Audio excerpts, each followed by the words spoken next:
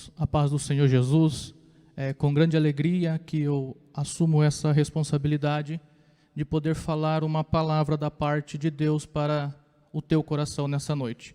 Quero de antemão deixar aqui os meus agradecimentos a Deus, deixar os meus agradecimentos ao nosso pastor presidente, pastor José Cláudio Munhoz. Quero louvar a Deus pela vida da coordenação da Almadame, que nos abriu essa oportunidade. Louvo a Deus pela vida do meu pastor Anísio, que tenho certeza que está acompanhando, bem como toda a minha família, meus pais, irmão Silvano, irmã Silvana, minha esposa Estela, que está intercedendo para que hoje nós tenhamos uma boa ministração da palavra. Eu estou sentindo a presença de Deus desde a manhã deste dia, quando comecei a pedir ao Senhor uma palavra. E Deus é tão bom, tão maravilhoso, que na ministração da nossa irmã, Ele confirmou toda a palavra que Ele me deu. Eu quero meditar com os irmãos no Evangelho de Jesus, segundo escreveu Lucas, o capítulo de número 15, o versículos de número 31 e 32.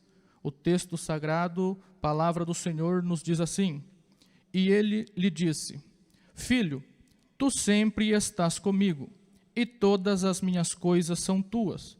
Mas era justo alegrarmos-nos e regozijarmos-nos, porque este teu irmão estava morto e reviveu, tinha-se perdido e foi achado. Meus irmãos, o texto que ora nós lemos, o texto que ora nós fizemos menção, é um texto bastante conhecido e você já ouviu a nossa irmã sendo muito feliz na explanação ao qual o Senhor colocou no coração dela. Eu não vou me demorar, mas eu quero corroborar com algumas palavras que o Senhor me ensinara. Haja vista que quando nós vamos observar a palavra do Senhor, nós temos a informação de que este Evangelho de Jesus, segundo a ótica de Lucas, é o único texto sagrado ao qual nós podemos afirmar que o escritor não era hebreu, o escritor é gentil. A Bíblia nos diz que Lucas, ele é um médico amado e ouve o evangelho da boca de Paulo.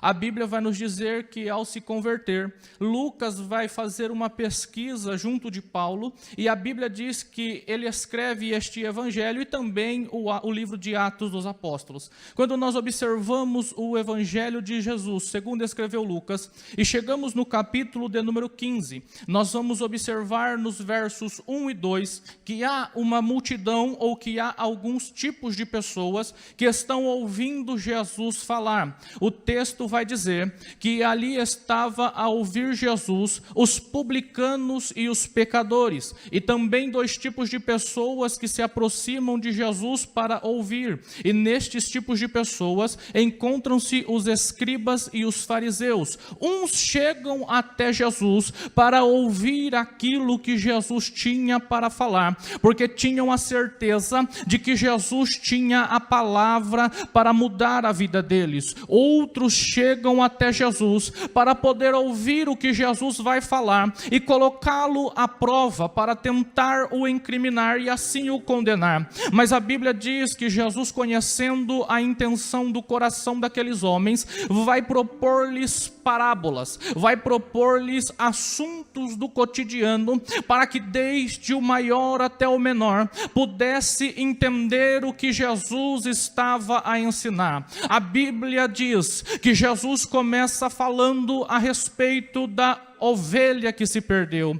A Bíblia diz que Jesus cita a seguinte expressão: qual homem dentre vós, tendo 100 ovelhas, perdendo uma, não deixa as 99 no aprisco e vai atrás daquela que se perdeu? A Bíblia está nos dizendo, está nos ensinando que aquilo que aquele homem havia perdido, ou seja, a ovelha, tinha um grande valor. A Bíblia diz que Jesus está ensinando aqueles homens que a palavra é que o que tinha valor era necessário que fosse atrás para buscar. A Bíblia diz que aquele homem vai e encontra a sua ovelha, coloca nos seus ombros e traz agora de volta para casa. A Bíblia diz que o texto sagrado também nos diz que aquele homem convida os seus vizinhos para fazer uma festa, porque aquilo que era valioso perigoso e havia se perdido, agora estava em segurança.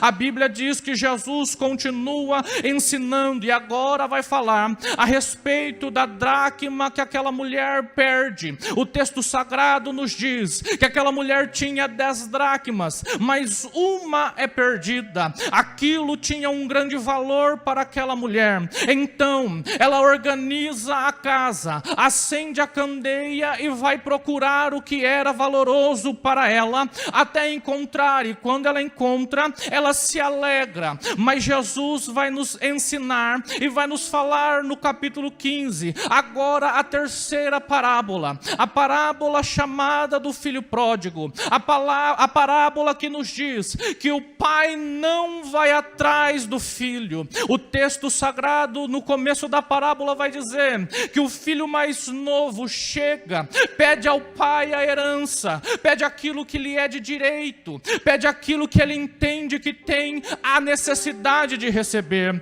A Bíblia nos ensina que o que aquele menino está chegando para o seu pai e dizendo, em outras palavras, num português bem objetivo, é que: pai, eu desejo que o Senhor morra para que eu possa receber o que é meu por direito. O pai não se opõe, o pai não vai dizer não para o seu filho, o pai não vai se colocar no caminho do seu filho para impedi-lo. O texto diz que aquele pai pega a parte daquele menino e entrega nas suas mãos. Aquele menino, depois de alguns dias, aquele jovem, depois de alguns dias, vai para uma terra longínqua, e o texto sagrado nos diz que aquele menino vai viver dissolutamente. Isso significa que ele vai viver de uma forma depravada. Isso significa que ele vai viver de uma forma que não agrada o pai. É como muitas pessoas, quem sabe, nesta noite ouvindo esta palavra, pegou a herança e foi para longe da casa do pai e pensa o seguinte: eu estou longe da casa do pai, aqui o pai não vai me ver, aqui eu posso fazer o que eu quiser.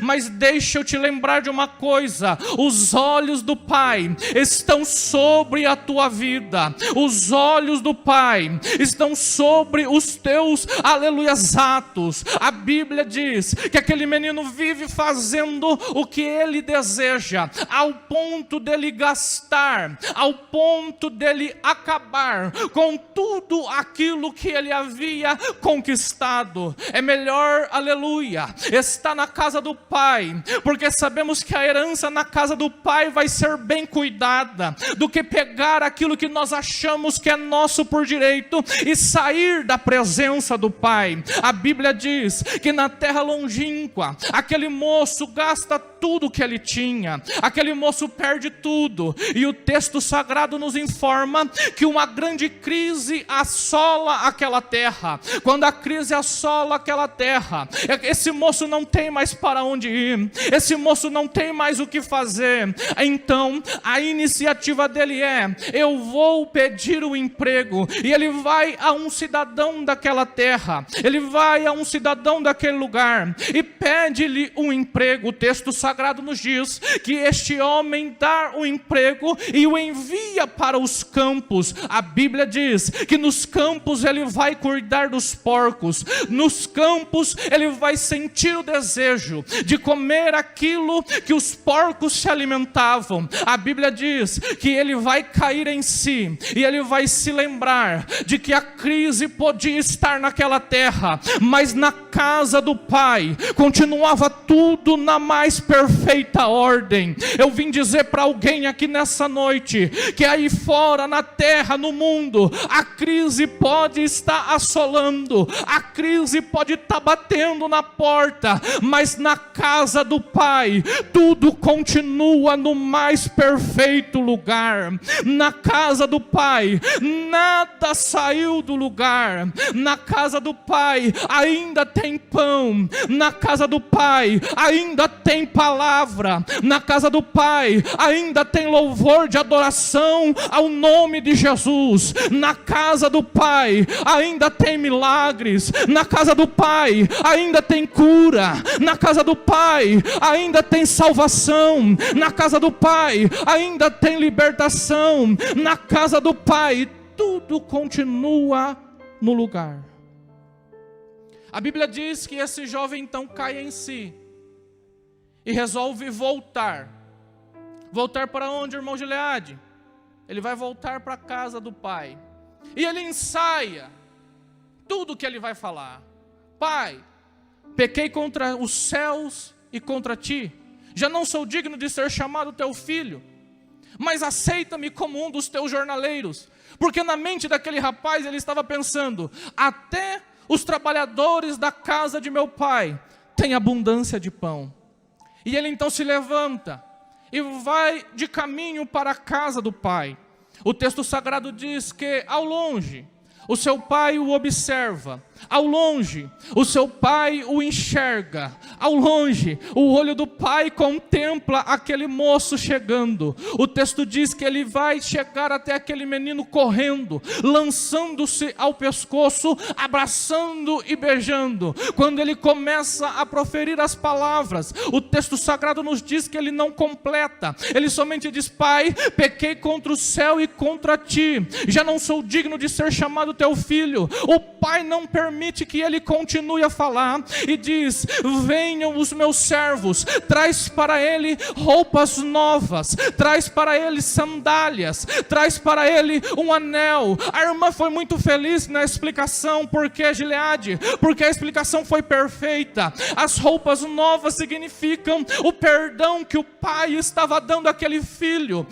A sandália significa que ele não era um escravo, ele não era um qualquer, ele não era só mais um que estava chegando para trabalhar. Ele tinha um pai que cuidava dele. Ele tinha um pai que estava disposto a trazer de volta a dignidade para ele. E não bastasse somente isso, o pai manda que lhe coloque um anel em suas mãos e diz: a autoridade de filho está sendo restituída. Eu vim pregar para alguém aqui nessa noite, e essa palavra o Senhor me deu na tarde deste dia. Ei, ainda tem roupa nova. Isso significa que ainda tem perdão para os pecados. Ei, ainda tem sandália para calçar os teus pés. Isso significa o teu pai está pronto para dizer: este é meu filho, esta é minha filha. A mensagem do evangelho é uma mensagem muito simples, e eu tenho alegria de dizer que continuo pregando essa mensagem que aprendi nos dias dos meus pais. E qual é a mensagem? Que Jesus Cristo cura, Jesus Cristo salva, Jesus Cristo batiza com o Espírito Santo, e em breve a última trombeta soará, e nós, os que estamos vivos, seremos arrebatados e nos encontraremos com Ele nos ares. Irmão, o que significa? Que Jesus vai voltar para nos buscar e o nome dele será glorificado. Aquele moço entende que agora tudo está sendo restituído. E a Bíblia diz que não bastasse isso, o pai manda que um bezerro cevado fosse morto. Para quê? Eles festejassem. Só que tem um filho mais velho, que ao voltar do campo, ele ouve o som da música. Ele ouve que tem alguém se alegrando. Ele, ao invés de entrar na casa e se alegrar, ele convida ou convoca um dos empregados para que explicasse o que estava acontecendo. E a notícia que vem era: olha, o teu pai está alegre. Por quê? O teu irmão voltou para casa. E ele fica do lado de fora. O texto diz que o pai vai até ele e instava com ele, ou seja, insistia com ele, convidava-o para entrar. E ele vai dizer: pai, eu te sirvo há tantos anos, faz tanto tempo que eu estou aqui do teu lado, obedeço os teus mandamentos. Não faço a minha vontade, mas estou sempre fazendo a tua. Em outras palavras, ele estava dizendo: Pai, eu sou o funcionário perfeito. E aí chega o texto que nós lemos. O pai vai dizer: tudo que eu tenho é teu. Eu não quero te tratar como um funcionário perfeito. Eu quero te colocar no teu lugar. Irmão, e qual é o lugar do irmão mais velho? De filho. Tanto o jovem, o mais novo que vai para a terra longínqua, quanto o que fica dentro da casa, são filhos. E eles não têm diferença alguma perante os olhos do Pai. Gileade, o que é que você veio dizer para mim nessa noite? Eu vim te dizer que Deus está te convidando para se colocar no teu lugar nesta noite. E qual é o meu lugar? O lugar de filho, o lugar de filha. Mas eu já fui tão longe, eu já caminhei tão longe. Ou quem sabe alguém diz: mas como assim? Eu estou dentro da igreja, estou fazendo tudo o que é para mim fazer. Mas Deus quer te dar um privilégio de ser chamado filho de Deus. A palavra de Deus para nós nesta noite é: você é filho, você é filha. Irmão, como assim? Eu pequei, eu fui tão longe, mas eu disse que os olhos do Pai jamais se afastaram de você. Eu vou partir para o encerramento, mas eu aprendi lá atrás que eu não posso pregar sem fazer o apelo. E o apelo para quê? Para você se tornar um filho de Deus. Deixar de ser criatura. Eu não sei como você chegou até a transmissão deste culto, mas eu sei que Deus está falando com você. E se Deus está falando com você, você tem a oportunidade nessa noite de aceitar a este Jesus. Esse Jesus que nós pregamos que salva, esse Jesus que nós pregamos que cura, esse Jesus que nós pregamos que batiza, e esse Jesus que nós pregamos que vai voltar. Eu sou filho de crente, cristão desde o berço, mas há aproximadamente 9 anos atrás, eu quis sair da casa do Pai, e numa quinta-feira à noite, junto com alguns amigos, eu decidi que não ia voltar para minha casa, mas iria para um passeio. Nós entramos na avenida chamada Avenida Santa Bárbara, e o moço que estava dirigindo o carro que a gente estava, ele acelerou tanto aquele carro, que eu no banco de trás eu brinquei: olha, eu estou vendo uma luz branca vindo me buscar. Eles que estavam na frente passaram o cinto de segurança e falaram: para com esse negócio. E eu paramos de dar risada, só que ele não desacelerou o carro. Nós entramos na avenida chamada Hermínio Romano, que vai sentido o bairro do 31 de março. E ali aquele moço acelerou o carro, ao ponto de nós ouvirmos um barulho muito forte. Quando eu ouvi aquele barulho, ele perdeu o controle daquele carro. E o carro ia de um lado para o outro, e eu sem entender o que estava acontecendo. O pneu dianteiro do carro estourou. Ele perdeu o controle daquele carro. Quando ele conseguiu endireitar aquele carro, surgiu alguém de bicicleta na frente, para não atropelá-lo. Ele tirou de uma vez. Nós batemos numa placa. A placa não foi capaz de nos segurar. A única coisa que conseguiu parar aquele carro foi um poste. O carro, perca total, destruição total. Os 3 que estavam naquele carro saíram ilesos. A primeira pessoa que chegou naquele momento, ele disse assim: olha, foi Deus que segurou esse carro, era para vocês 3 terem morrido. Nesse momento eu me lembrei que a casa do Pai era o melhor lugar para se estar. Se eu partisse para a eternidade naquele momento, a minha eternidade seria uma eternidade sem Deus. Mas naquele dia eu me lembrei e falei: Jesus, eu quero voltar para a tua casa. E desde então, eu estou servindo a Jesus. Eu me batizei nas águas, dia 22 de abril de 2012.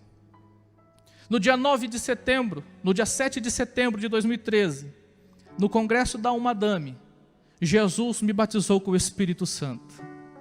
E eu estou aqui dizendo que esse Jesus é maravilhoso. Então você que me ouve nessa noite, aceite-o como seu único e suficiente Salvador. Porque daqui a pouquinho eu já disse, e a palavra nos garante isso, a igreja será tirada dessa terra. Aceite a Jesus, receba Jesus como teu Salvador. Assim eu encerro a minha participação agradecendo a Deus e certo de que vidas foram alcançadas para a glória de Deus.